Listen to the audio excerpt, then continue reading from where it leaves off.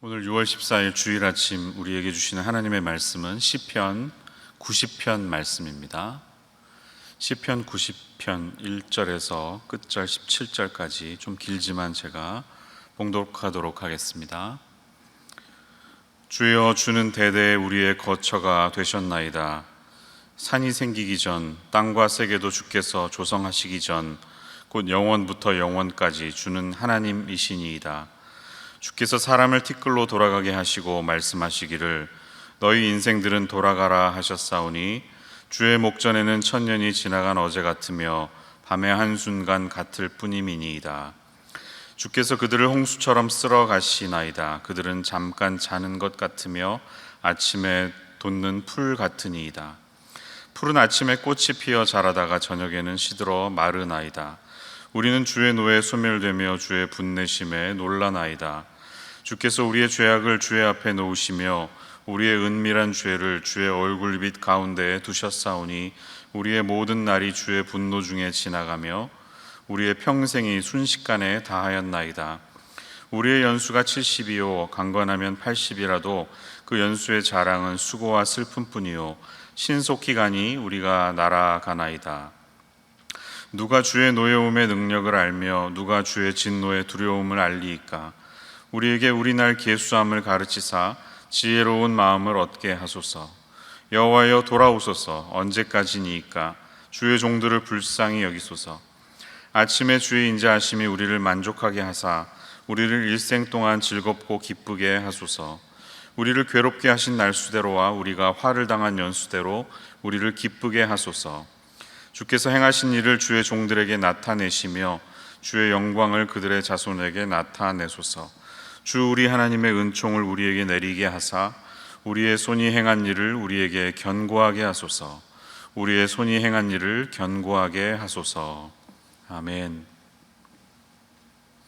요즘 혼자 사는 사람들이 점점 더 많아지고 있다고 하죠. 결혼은 이제는 필수가 아니라 선택이 된 것이 우리 시대의 모습입니다.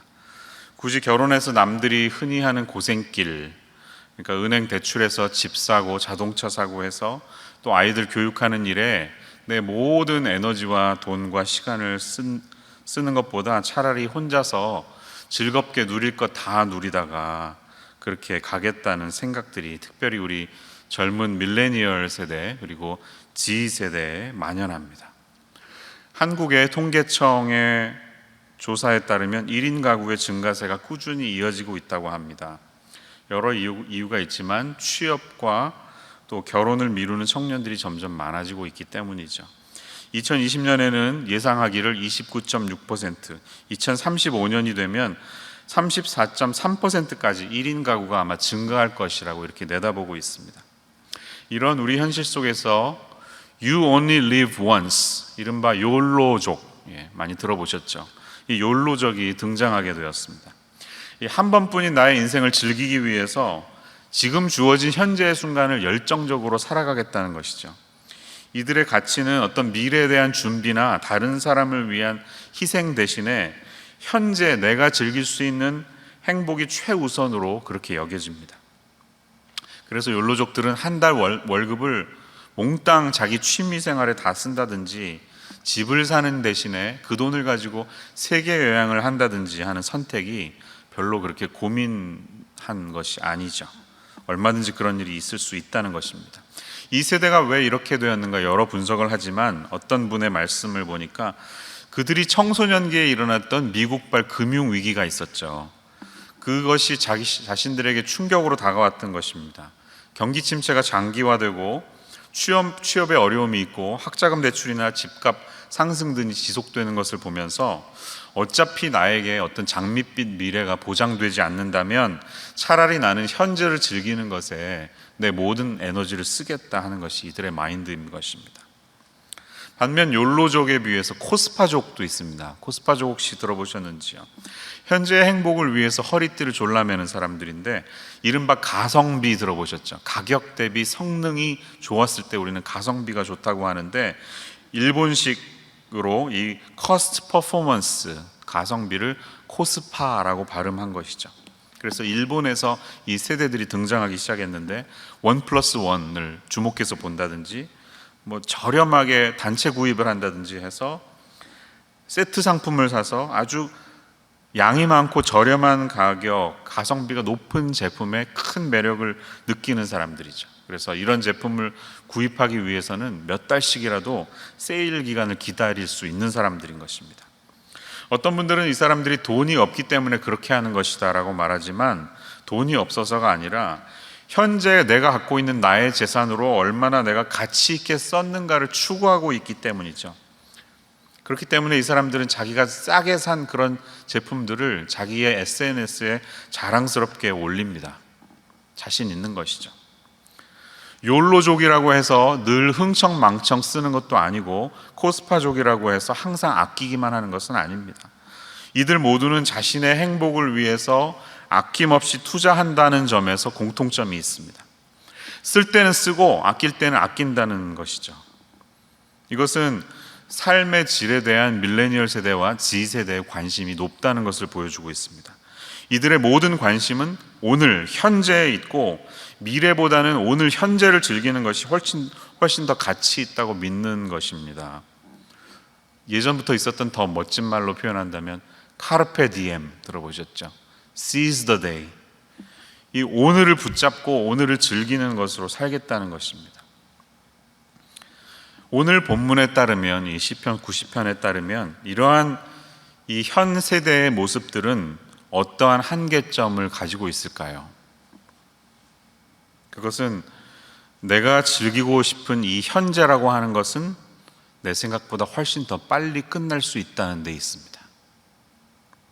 내가 즐길 나의 인생은 내 생각보다 훨씬 먼저 아주 빠르게 인생의 종착점에 이르게 된다는 사실입니다.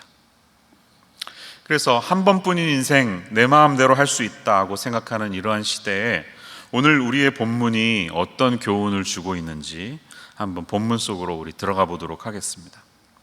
첫 번째로 앞부분을 보시면서 여러분, 하나님의 영원하심과 인간의 유한함을 잘 살펴보시기 바랍니다.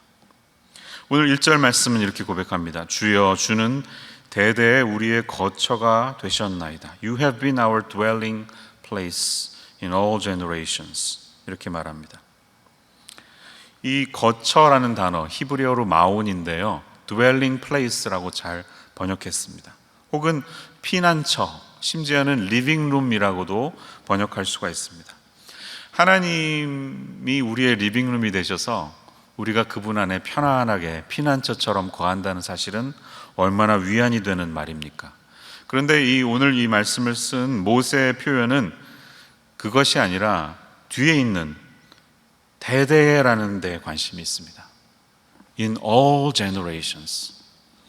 전부터 지금까지 있었던 모든 세대의 하나님이 우리의 거처가 되셨다는 것에 모세의 관심이 있습니다. 2절 말씀으로 연결됩니다. 산이 생기기 전, 땅과 세계도 주께서 조성하시기 전, 곧 영원부터 영원까지 주는 하나님이시니이다. 이렇게 말하죠. From everlasting to everlasting, you are God. 이게 지금 모세가 우리에게 하려고 하는 말씀입니다. 하나님은 우리 인간과는 완전히 다른 존재시라는 것이죠. 영원하신 존재, 리미트가 없는 존재. 시간의 리밋이 없습니다.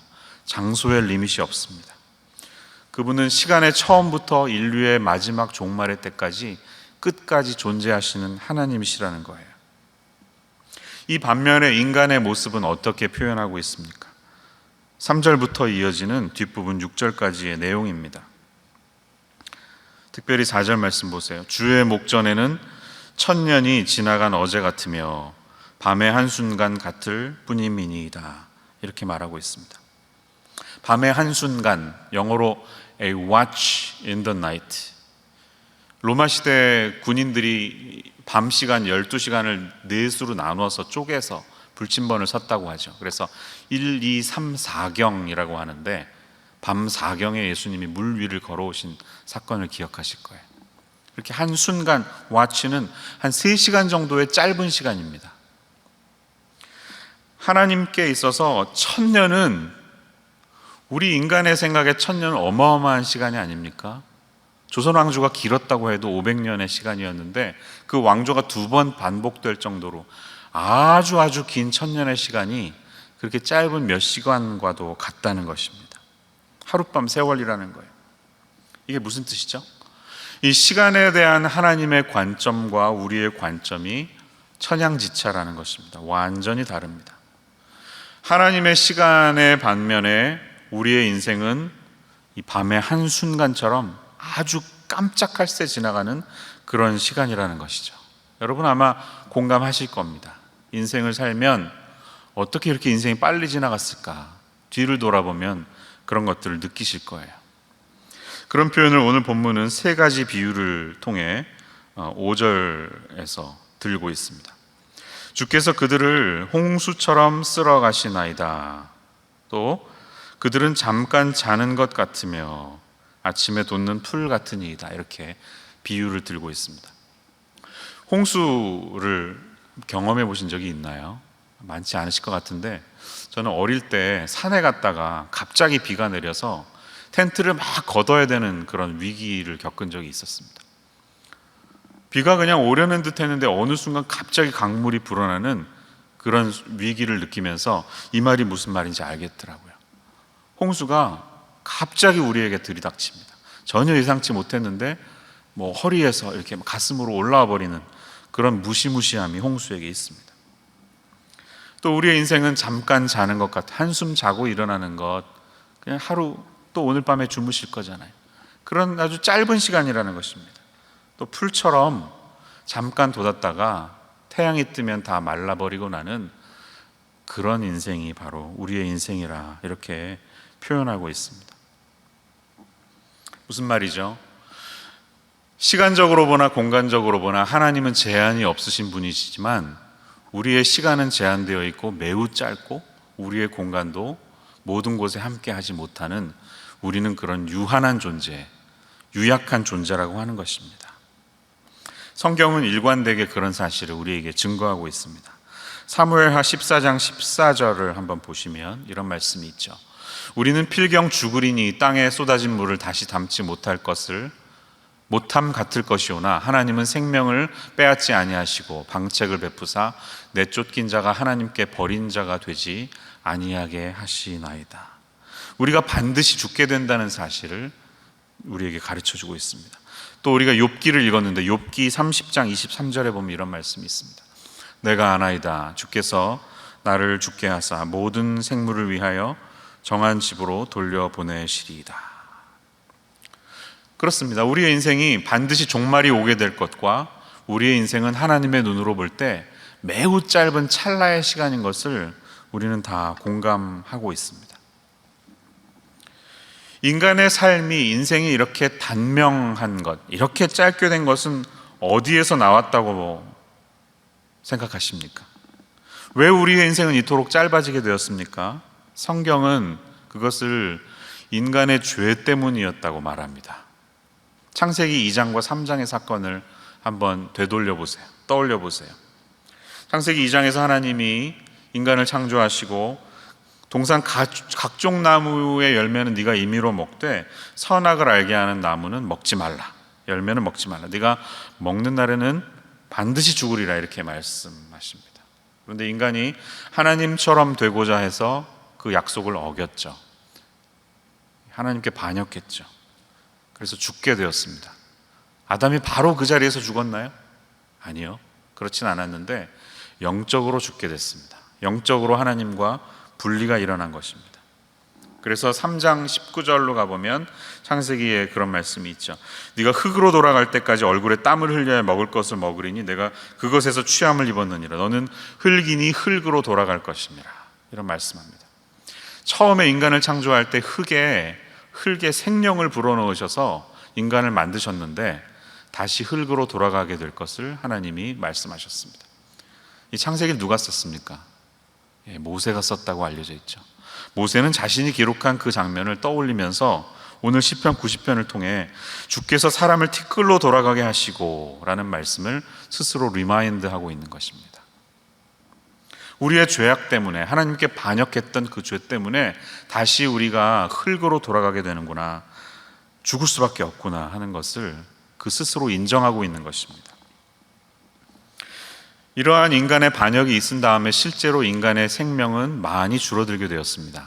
창세기 앞부분을 보면 사람이 굉장히 오래 살았죠. 가장 오래 살았던 사람은 무두셀라, 969년 살았습니다. 그런데 6장에서부터 보면 하나님이 죄악이 이 땅에 관영한 것을 보시면서 하나님께서 실망하시고 인간의 인생을 줄이시겠다고 선포하는 내용이 있습니다. 창세기 6장 3절 한번 올려주시면, 여호와께서 이르시되 나의 영이 영원히 사람과 함께하지 아니하리니 이는 그들이 육신이 됨이라. 그러나 그들의 날은 120년이 되리라 하시니라. 이렇게 말씀하십니다. 인간의 죄 때문에 일어난 결과는 하나님과의 이전에 허물이 없었던 교제가 단절되게 되었다는 사실입니다. 그리고 영원한 존재, 영원한 교제를 누릴 수 있는 존재로 지음받았던 인간의 운명은 이제 유한한 흙으로 돌아가는 존재가 된 사실을 우리에게 알려줍니다. 오늘 그런 사실을 모세는 우리에게 어떻게 표현하고 있습니까? 7절 이후의 내용을 보십시오. 7절, 우리는 주의 노예에 소멸되며 주의 분내심에 놀라나이다. 주께서 우리의 죄악을 주의 앞에 놓으시며 우리의 은밀한 죄를 주의 얼굴빛 가운데 두셨사오니. 이렇게 말합니다. 하나님의 진노가 있었다는 것입니다. 이게 무슨 뜻인가요? 인간의 반역과 하나님에 대한 대항으로 말미암아 결과로 나타난 인간의 짧은 인생이 이제 하나님께 판단받을 때가 온다는 사실이죠. 하나님 앞에 우리의 인생이 마감되고 심판받을 때가 온다는 사실을 경험하면서 모세는 목소리를 높이고 있는 것입니다. 하나님 앞에 숨길 수 없는 우리의 모든 죄악들이 낱낱이 드러나게 된다는 사실을 8절에서 그는 표현하고 있습니다. 성경은 여러분, 이 죄로 말미암아 겪게 될 인간의 운명을 일관되게 한결같이 표현하고 있습니다. 그것은 바로 육체의 죽음뿐만 아니라 영적으로 일어날 영원한 죽음에 대한 선포입니다. 로마서 5장 12절은 이렇게 말씀하죠.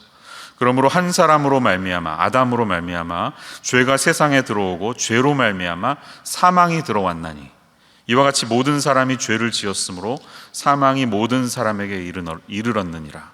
이렇게 말씀합니다. 또 유명한 말씀 히브리서 9장 27절, 한 번 죽는 것은 사람에게 정해진 것이요 그 후에는 심판이 있으리니 라고 이렇게 우리에게 단호하게 말하고 있습니다. 여러분 보세요. 인간의 죄성으로 말미암아서 일어났던 결과가 인생이 짧아지는 단명함으로 나타났고, 결국에는 하나님의 심판이 그러한 인간의 삶을 평가하는 최후의 순간으로 나타난다는 것입니다. 그런 절체절명의 위기의 상황이 우리를 기다리고 있음을 모세는 지금 오늘 시편을 통해 선포하고 있는 것입니다. 그러면서 그는 다시 한번 우리 인간의 인생이 얼마나 짧은 것인지를 9절과 10절을 통해 표현하고 있습니다. 9절, 우리의 모든 날이 주의 분노 중에 지나가며 우리의 평생이 순식간에 다하였나이다. 훅 하고 지나갔다는 거예요. 우리의 연수가 70이요 강건하면 80이라도. 네, 당시의 70년은 굉장히 오랜 세월을 사는 것이죠. 그리고 은혜를 주셔서 더 건강하면 80년까지도 살 수 있는 게 당시의 인간의 수명이었다는 것입니다. 지금도 사실 잘 살지 못하는 그런 선교지에 가보면 나이 드신 분들이 오면 깜짝 놀라십니다. 우리 교회 김모경 장로님 계시잖아요. IT에 몇 번 다녀오셨는데 이분의 연세를 말씀드리면 IT 사람들이 깜짝깜짝 놀란대요. 정확한 연세는 제가 말씀 안 드리겠습니다. 70에서 80 사이신데요. 이런 어르신이 어떻게 우리에게 찾아왔냐고 그렇게 놀란다는 것이죠. 인간의 생명은 그렇습니다. 우리의 한계는 그렇게 느끼는 것입니다. 그런데 70년, 80년을 잘 산다 하더라도 그 고백은 어떻게 끝나죠? 그 연수의 자랑은 수고와 슬픔뿐이요. 이렇게 말합니다. Toil and trouble. 그 짧게 느껴지는 그 인생을 마감하려고 뒤를 되돌아보니까 힘들고 고생했던 기억밖에는 더 남아있는 게 없다는 것이 모세의 표현이었습니다. 그래서 모세는 11절 보니까 다시 한번 그 인생의 허망함과 그에 따른 하나님의 심판이 자신들의 앞에 있는 것을 보고 절규합니다. 11절 말씀. 누가 주의 노여움의 능력을 알며 누가 주의 진노의 두려움을 알리까? 요약해 본다면 7절에서 11절에서 모세는 이렇게 말하는 것이죠. 우리 모두는 하나님의 진노와 분노에 놀라고 있고 그분 앞에 서게 될 날이 우리 앞에 있음을 자각하고 있다는 사실이에요. 이 말씀은 하나님의 진노가 우리뿐만 아니라 이 땅의 모든 피조물에게 임할 것이라는 것입니다. 우리가 심판받을 날이 우리를 기다리고 있다는 사실입니다.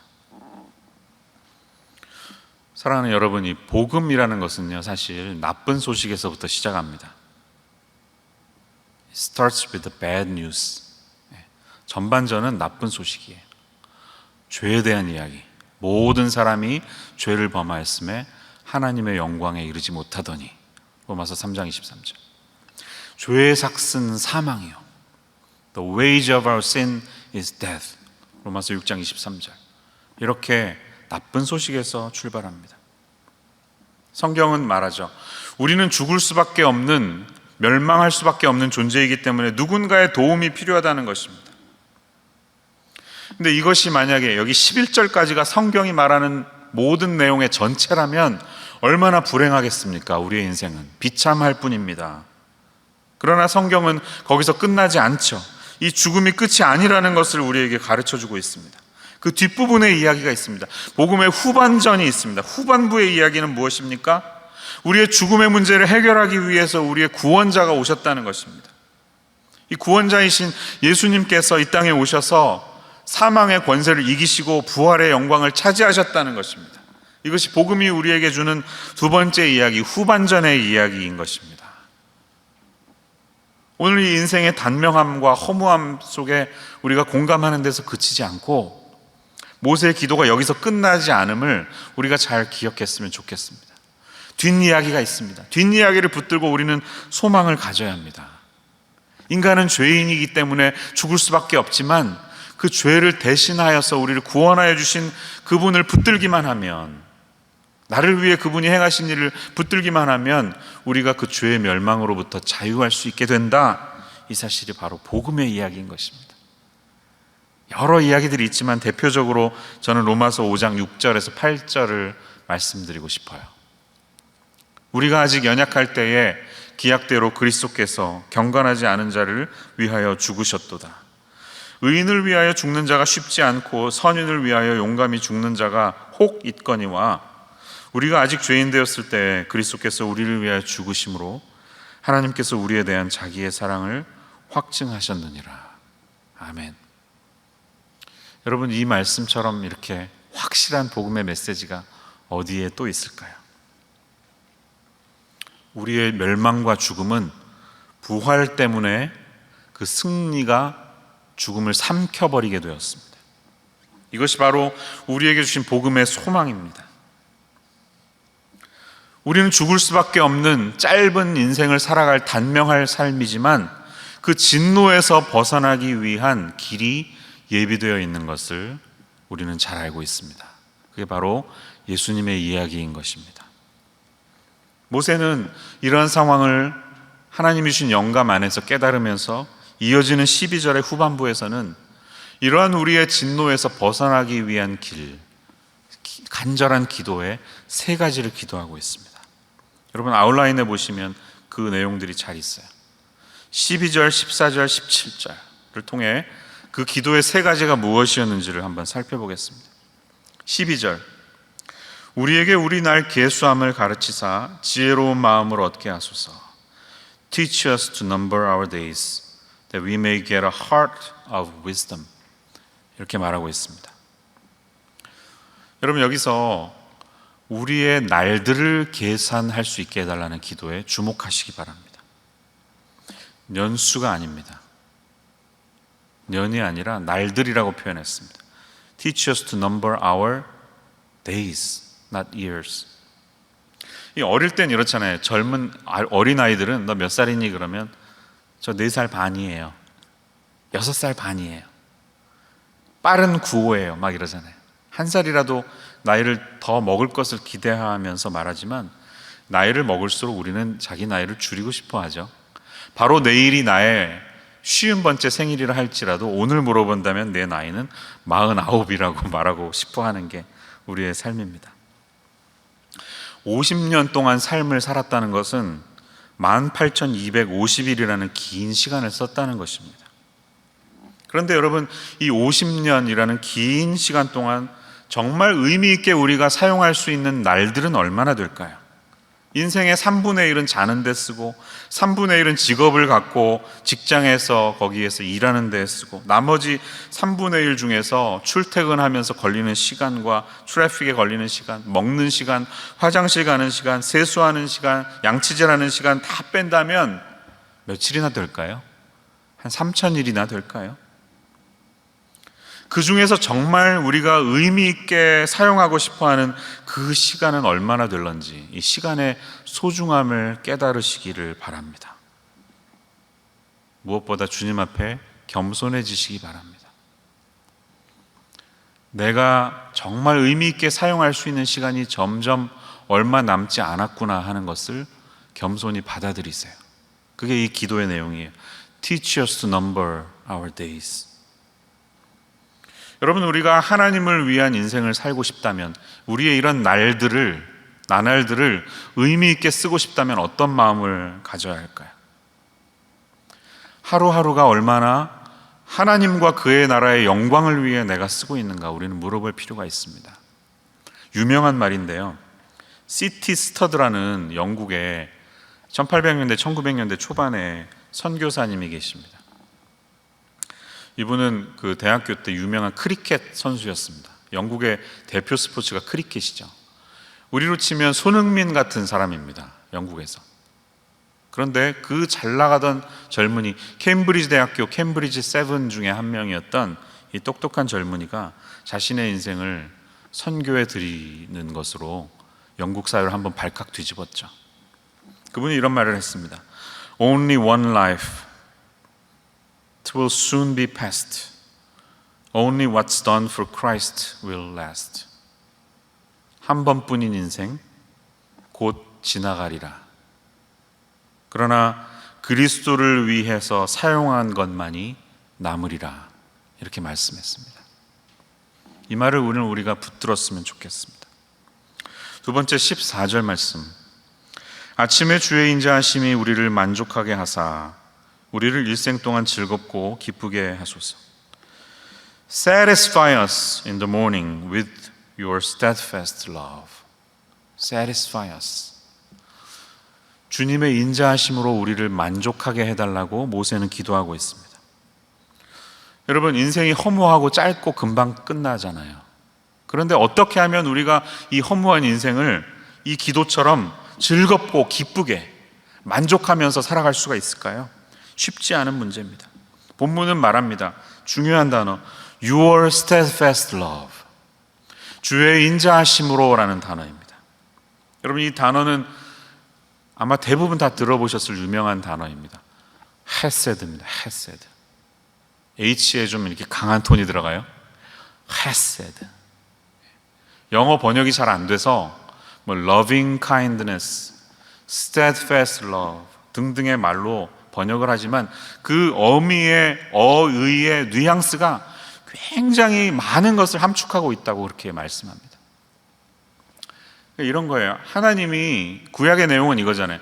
너희랑 나랑 계약을 맺자. 언약을 맺어서 너는 나의 백성이 되고 나는 너의 하나님이 되자. 서로 잘 해보자라는 거예요.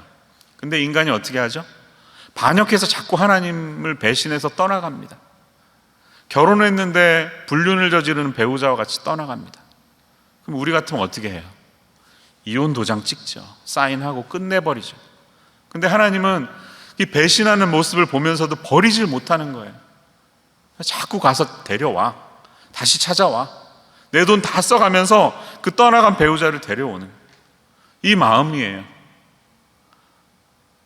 내가 다 간쓸게 다 빼줄 것을 알면서도 이 상대방을 너무 사랑한 나머지 그들에게 모든 것을 다 희생하고 주고 싶은 마음, 이게 바로 헤세드의 마음입니다. 이 하나님의 인자하심이 우리 삶 속에 있을 때만 우리는 그분 안에 만족하고 즐거워할 수 있다는 사실입니다. 저희 아이들이 학교를 다닐 때 큰아이는 대학생이 됐지만 도시락을 이렇게 자주 놓고 가요. 그러면 이제 엄마가 화가 나죠. 그래서 여기 아침에 놀 테니까 꼭 들고 가 했는데도 항상 그 자리에 있는 거를 놓고 갈 때가 있어요. 그러면 이제 엄마는 괘씸하니까 화가 나죠. 굶어봐라, 하루 이틀 굶어봐라. 이러다가 결국 어떻게 하죠? 시간 맞춰 갖다 줍니다. 도시락 갖다 줘요. 이게 엄마의 마음이잖아요. 하나님의 헤세드가 바로 그런 것이라는 겁니다. 우리의 반복되는 실수와 잘못에도 불구하고 우리에게 그 인자와 사랑을 어떻게 베풀지 미처 자기도 다 못해서 그것을 온전히 쏟아부으시는, 이게 바로 하나님의 사랑입니다. 사랑하는 여러분, 오늘 이 아침에 말씀 들으시면서 하나님의 이 헤세드, 하나님의 인자하심이 여러분의 삶과 가정 가운데 충만하시기를 주님의 이름으로 축원합니다. 여러분, 어떻게 하면 우리가 우리의 인생을 만족하게 하고 기쁘게 즐겁게 살 수가 있을까요? 더 많은 소유물을 취함으로, 집을 더 많이 사고 보트 사고 자동차 사고 하는 것을 통해, 더 많은 지식들을 더 채우는 것을, 디그리를 더 많이 쌓는 것을 통해서, 더 많은 곳을 여행 다니면서, 아니면 더 높은 지위의 직장의 가장 높은 자리에 올라가는 것을 통해? 아니요, 그렇지 않죠. 우리는 오직 하나님이 예수님을 통해 보여주신 이 하나님의 헤세드, 하나님의 은혜의 사랑을 깨닫고 그분의 사랑 안에 거할 때만이 우리는 참된 만족과 기쁨을 얻을 수 있다는 사실을 오늘 아멘으로 고백하시기를 바랍니다. 세 번째, 모세의 기도 17절. 주 우리 하나님의 은총을 우리에게 내리게 하사 우리의 손이 행한 일을 우리에게 견고하게 하소서. 우리의 손이 행한 일을 견고하게 하소서. Establish the work of our hands. 이렇게 말하고 있습니다. 자, 여기서요, 여러분, 우리가 잘 주목해서 보아야 할 부분이 있습니다. 그것은 16절과 17절인데요 16절을 보면 주께서 행하신 일을 주의 종들에게 나타내시며 Let your work be shown to your servants. Your work, 하나님의 일과 우리의 일, 우리 손이 행한 일을 비교하고 있습니다. 자, 우리의 인생에서 우리가 기쁨을 누리고 만족할 수 있는 방법은 하나님의 일이 있잖아요. 하나님의 일이 내 손으로 행한 일과 같은 선상에 있을 때입니다. 내가 행하는 일들이 곧 하나님의 일이 될 때 우리는 참된 만족을 누릴 수 있다는 거예요. 여러분, 인생의 의미가 무엇인가? 이런 질문 지금도 하고 계십니까? 인생의 의미를 모르겠어. 너무 허무해. 이렇다면 어떤 분이 그런 얘기를 하세요. 질문에 대한 답이 잘 안 나올 때는 어쩌면 우리가 잘못된 질문을 하고 있을 수도 있다. 그런 얘기를 해요. 그래서 인생의 의미가 무엇인가라고 묻지 말고 나의 인생에 어떤 의미를 부여할까? 이렇게 질문하라는 겁니다. 이렇게 우리의 질문을 바꾸면 답이 나옵니다. 성경적으로 묻는다면 우리의 인생에 하나님의 어떤 뜻이 담겨 있을까? 이렇게 질문하신다면 답을 찾을 수 있을 겁니다. 사랑하는 여러분, 일상의 삶 속에서 우리가 하는 일들이 단지 먹고 살기 위한 일들이 아니라 우리의 손으로 행한 일들이 곧 하나님의 일과 일치될 수 있는 그런 축복을 누리시는 여러분 모두가 되시기를 축원합니다. 제가 사진을 하나 보여드릴게요. 여기가 어딜까요? 저는 가보진 못했는데 그냥 여행 블로그에서 많이 봤습니다. 스페인에 있는 세고비아입니다. 세고비아에 있는 수도교 에콰덕이라는 것이죠. 아주 유명하죠. 그 올타운의 한가운데 있는데 그 위용이 대단하다고 합니다. 굉장히 멋있다고 합니다. 놀랍게도 이 수도교는 로마 제국이 1세기에 지었습니다. 그러니까 지금 1900년 된 달이 수도교인 거예요. 근데 놀랍게도 건축을 할 때 접착제나 시멘트는 하나도 사용하지 않았대요. 오직 화강암으로만 지었는데 아무런 접착 성분이 없습니다. 돌을 쌓기만 해서 그 누르는 힘과 균형만으로 여기까지 완성했다는 거예요. 그것으로 완성해서 자그마치 17km나 떨어진 곳에서 산에 흐르는 계곡에 있는 물을 1도 각도의 물로 쭉 내려오게 해서 이것을 도시까지 끌고 들어와서 시민들이 그것을 용수로 사용할 수 있었다는 것이죠. 전쟁이 있거나 큰 풍파가 있을 때까지 아무 어려움 없이 1000년이 넘는 기간 동안 사용되었다고 합니다. 몇 번의 보수 공사가 있었지만 지금까지 그 모습을 가장 잘 간직한 다리로 알려져 있습니다. 네, 사진은 이제 됐고요. 이 보수 공사를 몇 번 했지만 문제는 19세기에 일어났다고 해요. 19세기가 되니까 그런 이제 얘기들이 있었던 거예요. 야, 이제는 이 수도교를 그만 쓰고 새로운 파이프를 좀 우리가 씁시다. 그래서 시 당국에서 새로운 파이프를 만들어서 물을 끌어들였을 때 놀랍게도 이제 사용이 중지된 이 수도교는 서서히 허물어지고 부식되고 퇴물처럼 이렇게 되었다는 것이죠.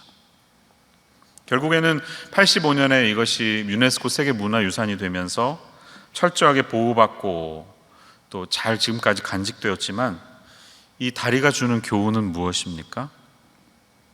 여러분, 우리의 인생은 우리의 나이에 상관없이, 우리의 몸이 얼마나 낡았느냐 늙었느냐에 상관없이 하나님의 뜻 안에서 온전히 사용될 때만이 인생은 부식되지 않는 기쁨을 누릴 수가 있다는 것입니다. 특별히 60대, 70대, 80대를 지나시는 성도님들에게 권면드리고 싶습니다. 막연하게 쉬시지 말고요, 하나님이 지금 허락하신 주님의 일이 무엇인지 그것을 찾으시기 바랍니다. 그리고 하루에 작은 한 가지라도 계속 행하신다면 1900년 동안 아무 흔들림 없이 사용됐던 이 수도교와 같이 여러분의 인생도 그렇게 주님 앞에 쓰임받을 수 있을 것입니다. 오늘 이 말씀을 정리해 보세요. 복음 때문에 우리는 멸망이나 죽음에 이르지 않고 영원한 생명, 부활의 영광에 참여할 수 있게 되었습니다.